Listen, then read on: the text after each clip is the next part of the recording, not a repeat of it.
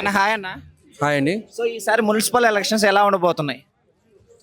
భయ్య municipal elections ఎలా ఉన్నా కూడా ఒకటి కాంగ్రెస్ వాళ్ళు క్లీన్ స్వీప్ అని చెప్పేసి అన్నారు.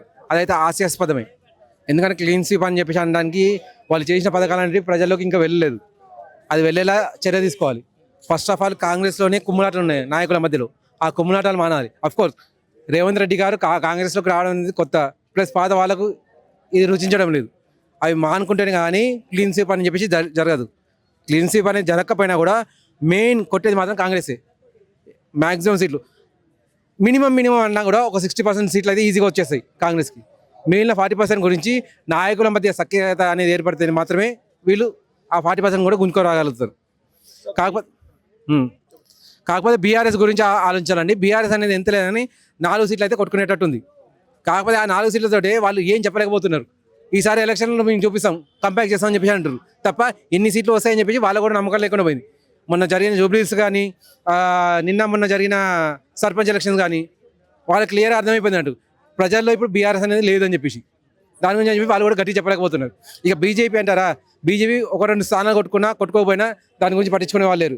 ఎందుకంటే ఇప్పుడు ప్రస్తుతానికి ఎవరైతే మన అధిష్టానం ఉందో కిషన్ రెడ్డి గారు కావాల్సిన రేంజ్లో ఆయన పని చేయట్లేదు. ఆయన పని చేయకపోవడం వల్లే కాస్త బీజేపీ అనేది వెనుకబడ్డది. జనసేన తరపున కూడా పోటీ చేస్తున్నారని ప్రచారం జరుగుతుంది. సో చేస్తే ఎలా ఉండబోతుంది? భయ్యా నేను దీంట్లో చెప్పాలనుకుంది ఒకటే క్లియర్. జనసేన తరపు నుంచి అంటే పవన్ కళ్యాణ్ గారి తరపు నుంచి ఎవరు వచ్చినా కూడా పోటీ చేయడానికి అభ్యర్థులు క్లియర్ దొరికిపోతారు. మేబీ అక్కడ ఇక్కడ 1-2 స్థానాలు రావచ్చేమో, కానీ ఇలా చేయడం వల్ల ఇక్కడ ఉన్న బీజేపీకి రావాల్సిన 1-2 స్థానాలు కూడా పోతాయి. అదైతే గ్యారంటీ. ఎందుకంటే జనసేన పవన్ కళ్యాణ్ గారికి ఎంతైతే క్రేజ్ ఉందో అంత క్రేజ్ కిషన్ గారు ఉంచలేకపోయారు బీజేపీ తరపు నుంచి. ఆయన అధిష్టానంలో ఉండేసి కూడా ఏం పట్టించుకోవట్లేదు. ఇప్పుడు జనసేన ఆయన వచ్చారంటే వచ్చే 1-2 కూడా పోతాయి అన్నట్టు. ఇటు జనసేనకు రాకుండా అటు బీజేపీ రాకుండా పోవాలనుకుంటే మాత్రం పవన్ కళ్యాణ్ గారు రావచ్చు. లేదు రావాలి, అధికారం చూపించాలి, ఇక్కడ ఉన్న ప్రజలను కూడా కాపాడాలి అనుకుంటే వెయిట్ చేయాలి పవన్ కళ్యాణ్ గారు. నేను ఆయనకి చెప్పేది ఒకటే సలహా, సార్ మీరు ఏపీలో వెయిట్ చేశారు, 10 ఏళ్ళు వెయిట్ చేశారు, ఇక్కడ కూడా వెయిట్ చేయండి. 5 ఏళ్ళైనా 10 ఏళ్ళైనా వెయిట్ చేసి ఒకటేసారి కుంభస్థలం కొట్టడానికి చూడండి. ఈ ఎలక్షన్స్ ఏమున్నాయి సార్, ఇక్కడ గెలిచినా కూడా మనం చేసేదేం లేదు. ప్రస్తుతానికి వదిలేసేయండి, ఇది బీజేపీకి వదిలేయండి. బీజేపీ 1-2 స్థానాలు ఏమైనా గెలుచుకుంటుందేమో గెలుచుకొనివ్వండి, కాంగ్రెస్కు మొత్తం కొట్టుకొనివ్వండి. వాళ్ళ అధిష్టానం పవర్ ఉండి వాళ్ళని సరి చూసుకుంటారేమో చూసుకొనివ్వండి. నెక్స్ట్ ఎమ్మెల్యే ఎలక్షన్స్ ఉన్నప్పుడు మాత్రం అప్పుడు మీరు దిగండి. అప్పటి వరకు కాస్త ఆగితేనే మంచిదని నా సలహా. కేసీఆర్ ప్రచారానికి వస్తే ఫలితాలు మారడానికి అవకాశాలు ఉన్నాయా? అసలు కేసీఆర్ గారు కనిపిస్తున్నారండి. నాకు తెలిసి ఆయన బెడ్ మీద కూడా లేచే పరిస్థితులు లేరనుకుంటా.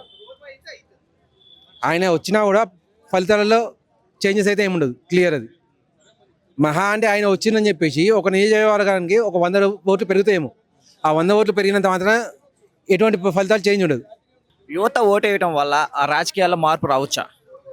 ఖచ్చితంగా అండి. యువత లేకపోతే అసలు రాజకీయాలు లేవు, క్లియర్ అది. యువత అనేది వాళ్ళు అవగాహన పెంచుకోవాలి, క్లియర్.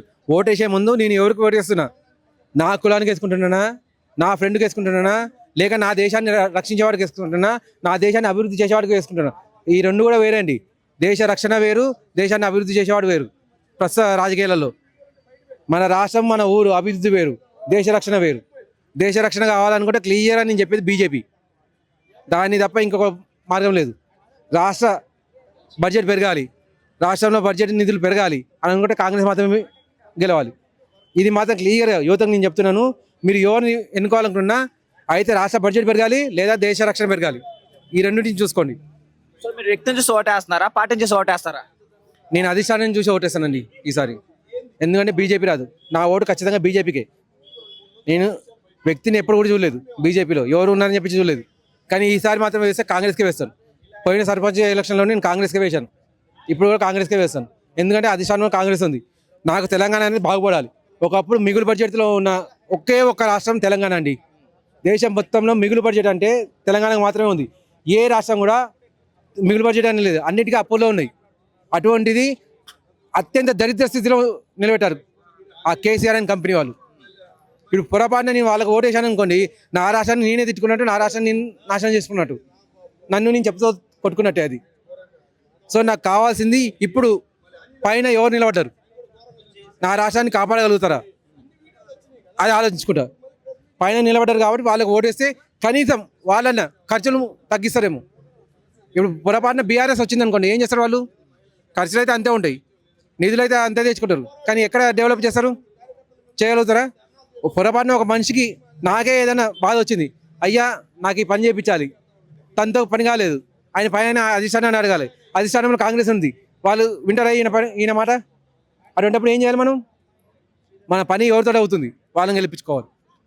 అంటే మన పని అంటే నా పర్సనల్ అని కాదండి నేను చెప్పేది, పర్సనల్ అనేది జస్ట్ ఒక ఎగ్జాంపుల్ మాత్రమే. ఇది మనకి ఏ పని ఉన్నా మన ఊర్లో ఒక రోడ్డు రావాలని కానీ అధిష్టానమే చూసుకోవాలి అది. సో అది ఆలోచించి ఓటు వేయండి. యువత మీరు ఓటు వేస్తేనే ఖచ్చితంగా మార్పు అనేది వస్తుంది. ఈ ఏరియాలో మేజర్ ప్రాబ్లమ్స్ ఏంటి? మెయిన్ వాటర్ అండి, ఎక్కడ చూసుకున్నా వాటర్. ఇప్పుడు రాబోతుంది ఎండాకాలంలో నేను ఉండేది హైదరాబాద్, మంజీరా వాటర్ అనేది సరిపోదు, క్లియర్. దానికి ఆల్టర్నేటివ్ మాకు కావాలి క్లియర్గా.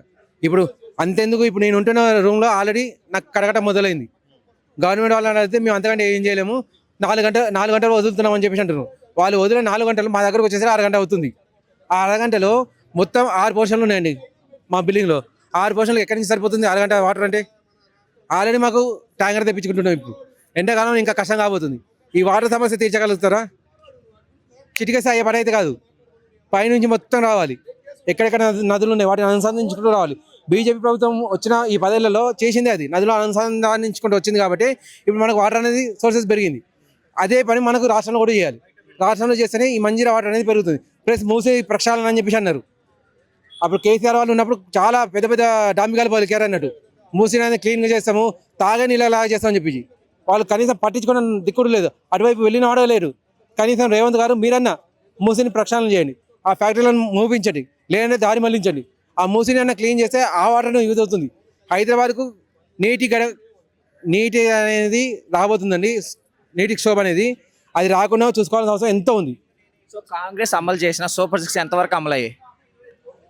చూడండి, వాళ్ళు ఇప్పుడు వచ్చి కుమ్ములాటలోనే ఉన్నారు, అమలు చేస్తూనే ఉన్నారు. ఫ్రీ బస్ అనేది ఉంది, కరెంట్ అనేది ఇచ్చేసిండ్రు, సిలిండర్స్ అనేది ఇస్తూనే ఉన్నారు. అంటే ఒకటి అని చెప్పి అమలు చేసుకుంటూ వస్తూనే ఉన్నారు. వాళ్ళకి కూడా కాస్త టైం ఇవ్వాలి. ఇప్పుడు మేము ఇంతకుముందు 10 ఏళ్ళు చేసినాము, మాలాగా పనిచేసి చూపించాను అంటే మీకు 10 ఏళ్ళు పట్టింది. మీరు పెట్టిన మూసీ ప్రక్షాళన అనేది ఇంతవరకు మీరు ముట్టుకోలేదు. అలానే వాళ్ళకు కూడా టైం కావాలి కాస్త. ఇప్పుడు రాగానే చిటికేస్తే పని కావడానికి ఇదేం మాయాజాలం కాదు, వాళ్ళకు నిధులు కావాలి. నిధులు అనేవి లేకుండా చేశారు మీరు. ఈ నిధులు వస్తే కానీ ఏ పని జరగదు వాళ్ళకు. అక్కడ రేవంత్ రెడ్డిని అసలు పార్టీ వాళ్ళే కూర్చొనిస్తలేరు. ఆయన ఇప్పుడు ఎక్కడ అదేదో దావాస్ ఏదో వెళ్ళారన్నారు నిధులు తీసుకోవడానికి. ఆయన కావాల్సిన తిరుగులు అనేది ఎక్కడెక్కడ తిరగాలి, ఎక్కడి నుంచి నిధులు రావాలి అని చెప్పి ఆయన ఆలోచిస్తున్నారు. ఆయన సపోర్ట్ చేయండి కాస్త, ఆయన సపోర్ట్ చేసి ఆయన చేసి చూపిస్తారు పని అనేది. సో జూబ్లీస్ ఎలక్షన్లో, సర్పంచ్ ఎలక్షన్లో కాంగ్రెస్ ఆధిక్యంలో ఉంది. సో ఇది మున్సిపల్ ఎలక్షన్లో కూడా అదే అవుతుందని అనుకోవచ్చా? ఖచ్చితంగా అండి. ఇప్పుడు ఎలక్షన్ కాకముందుగా నేను చెప్తున్నాను 60% అనేది మినిమం గెలుస్తుంది. కాకపోతే ఆ 60% అనేది రేవంత్ రెడ్డి గారి మీద ఉన్న అభిమానంతో గెలిచేది. ఆ 60% ఏబో మీద వచ్చింది అనుకోండి, అది కాంగ్రెస్ మీద ఉన్న అభిమానంతో. ఇది క్లియర్. రేవంత్ రెడ్డి గారి పనితనం గురించి చెప్పి రాష్ట్రానికి క్లియర్గా అర్థమైపోయింది ఆయన పనిమంతుడు అని చెప్పేసి. అయ్యా కాంగ్రెస్ నాయకులారా, మీరు సీనియర్లే కాదంటలేను, కానీ ఆయనకు సపోర్ట్ చేయండి. ఆయనకు సపోర్ట్ చేస్తే పైన ఉన్న మోడీ గారు ఎలా పనిచేస్తున్నారో అలా పనిచేసే నాయకున్నది ఆయనకు. సో కవిత గారు కొత్త పార్టీ పెట్టారు కదా, జాగృతి పార్టీ, వాళ్ళు ఎందుకు పోటీ చేయలేదు అనుకోవచ్చు? భయ్యా ఇప్పుడు ఆమె వచ్చేసి పోటీ చేయడం అని చెప్పి వదిలేసేయండి. ఆమె ఒక మాట అన్నదంట, స్వచ్ఛందంగా ముందుకు వచ్చి సేవ చేసే వాళ్ళు ఉంటే మేము వచ్చి ప్రచారం చేస్తామని చెప్పేసి. అమ్మ మీరు వచ్చి ప్రచారం చేస్తే ఎవరు నమ్ముతారు? ఢిల్లీ స్కామ్ ఇక్కడ చేద్దాం అనుకుంటారా? తాగుబోతులు తయారు చేద్దాం అనుకుంటారా? దుబాయ్లో మీకు బిల్డింగ్ ఇంకోటి కావాలన్నా? ఇంకో బిల్డింగ్ కావాలంటే చెప్పండి, రేవంత్ రెడ్డి గారి కాలు పట్టుకొని మేము ఇప్పిస్తాం. మీరు ఇంకో ఢిల్లీ స్కామ్ మాత్రం ఇక్కడ చేయకండి.